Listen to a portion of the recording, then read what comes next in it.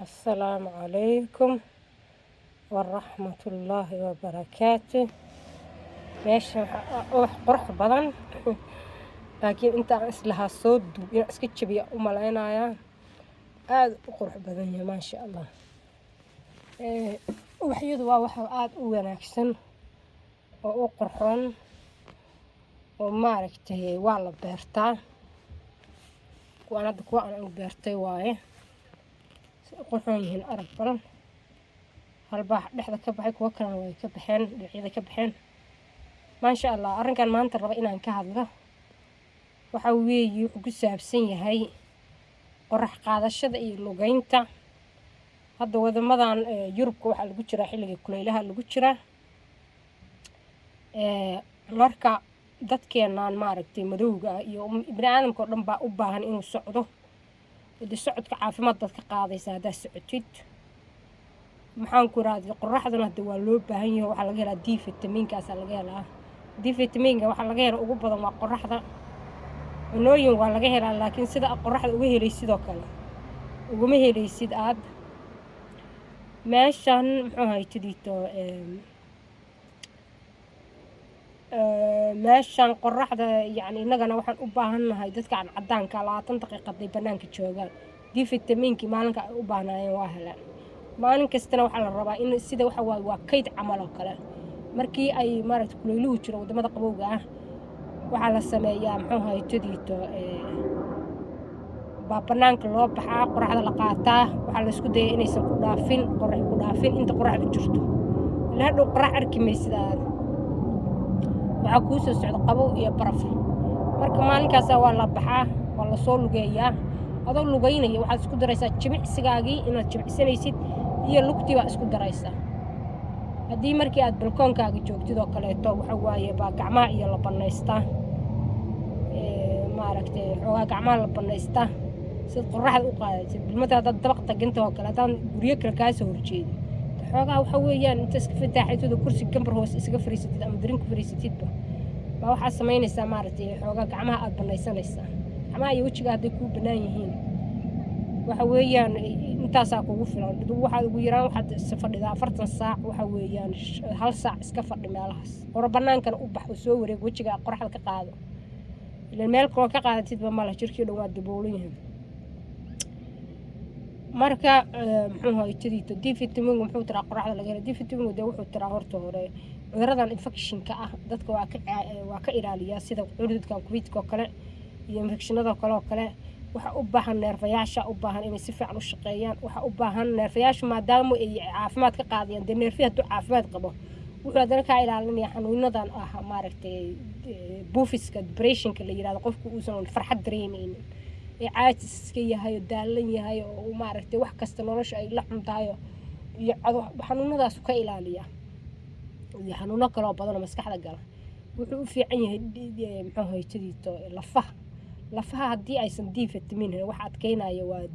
vitamin D gaas adkeynaya haddaysan helinin waxa waaye lafuhu waxa waaye khafiif ay noqonaya khafiif intay noqdaan waliba daldalaal noqonayaan markaas haddaad inta dhacdid waxa weeyaan waxaa sahlan inaad jabtid waxa kale uu sameeyaa xanuun la yiraahdo osteomalati waxa weeyaan yani lafaha qalloocda marka ilmaha qof weyn iyo qof yarba labaduba u baahan yihiin iyagu u baahan yihiin in qoraxda ay qaataan qoraxda aad bay muhiim u tahay socodkuna aad buu muhiim u yahay anagu hadda maxaa haytani ciyaalkaygu intaan soo wareegnay qoraxdana waa soo qaadanay gelin karo qoraxdan qaadanay gelinkii dambana waa soo wareegnay wareeg fiican baan soo sameynay alxamdulillaah marka bilmatalan qoraxda kaleeto inaga jirkeena madow dadkan cadaanka waxay marsadaan kareeme la isaga ilaaliyo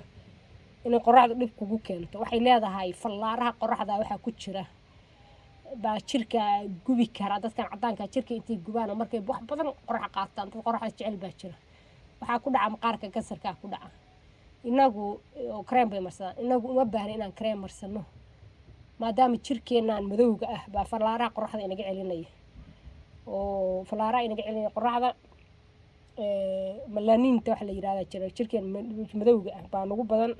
marka waa inagoo maaragtay marsan oo kaleeto kareemka iyagoo ay marsadaan oo kale annaga isagoo ilaahay noogu talagulu jirka loo marsan yahay waxaase jira meelo la marsanayo saddex meelood oo kareemka la marsanaya kuu sheegay mid waxaad soo gadan ka dhalaatanka ah uu yahay qorax cilintiisa laatanka ah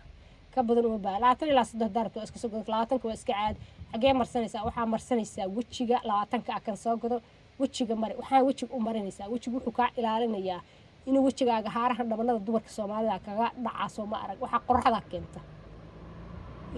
iyo nabra kale iyo qoraxda keento kaa ilaalinaya wejigaaga ka ilaalinaya laakiin waxa u baahan tahay meel kale waxa weeye inay ku banaanaato xoogaa adiga marso xoogaa yar marso harahaas aad rabin